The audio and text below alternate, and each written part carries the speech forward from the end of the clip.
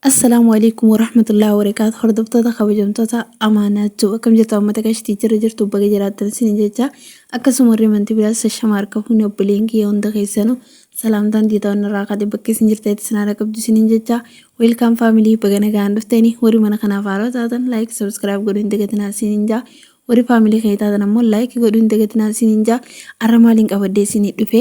nyaata hedduu mi'aawu tokko dhugaan isin jaa maal jaaniin gaa maal jaa maqaasa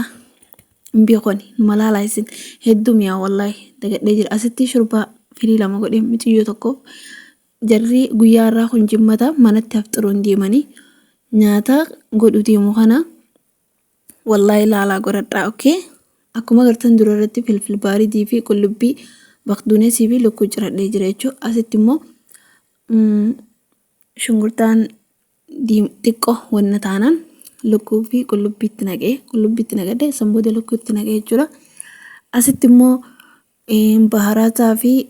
yaani qimama nyaatatti godhamu ni beektan mana arabaa keessa san hundatti godhee sanboota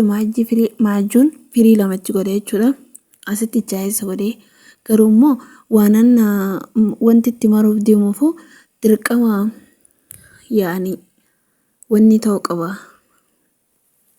maal jaangaa nashafamuu qaba yaani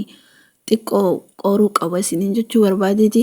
akkasuma faamilii kun asitti qalxaa qopheeffadhee jechuudha qalxaan kun maayineesii fi kachapmi no sanii miti qalxaa wanni tanaan qopheeffadhee kun akkuma gartan waan lameen tana walitti laaqee jechuudha sanboota asitti kumsii kararii lamaan godhu deemaa kararii lameen takka tana takkaas tanaa jechuudha Videoon wallahi hedduu gabaabduudha video tana hanga dhumaatti ilaaluun dagatinaa isiniin jaa daqiiqaa 4 fi sekondii 6 wallahi takkanaati family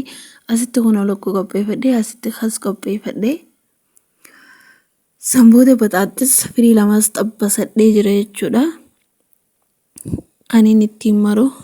arra guyyaan jimmaadha guyyaan video tana dalagee jechuudha asitti kun miikaa keeka wanni itti godhan takkatti qalxaa san nagadhee kumsii as baafee jira jechuudha kumsii kararii lama akkuma isiniin jee as baafee jira sanboota qalxaa san firii lama jalatti kanatti godhee sanboota khasitti godhee sanboota lukkuu san irra naqee achi boodaan baxaaxis dinnichaan xabbase san irra godhee sanboota qalxaa san ammas haareetti itti godhaa jechuudha sanboota ni mara yaani luffa maree firuma lama videoon amma takkittoon sanii isin garseemi laakuno dilla kana godheen isin garsiise ammas das abar ammas dhaabeetu manna tabbaa wanni irra geessee isin garsiisa kun akkuma gartanii hunda maree fixee asitti immoo akkanatti waan kanarratti uwwiseetiin ilbaa sanitti guurradhee asitti maaliin isin garsiisa asaabaa jaaniin sanboota dhiifama family sagaleen diyaa okay asitti guuree iseen jaayisa godhee xumuree booda mummuree wanni godha sana wanni irratti jaayisa godhaaf jechuudha asitti immoo asaabaa godhee fi Miauu Tokkootu hin deemu mana keessa jira rafu jira waan taateef waan inni barbaadu godhee fi dilas waan nyaatu wanni hin jiru waan kana hedduu jaalataa asaabaa jaaniin saamusaa firii 4 fi waan kana qopheessee fi akkasumatti miraa fi waan amma isin godhu jiru kana bas dilas kanaa dilas wanni hin jiru wallahi akkasi family warri video tana ilaa armalaaltan galatoomaa isiniin jaa like godhuu hin dagatinaa mee godhadhaa laalaa hedduu mi'aawaa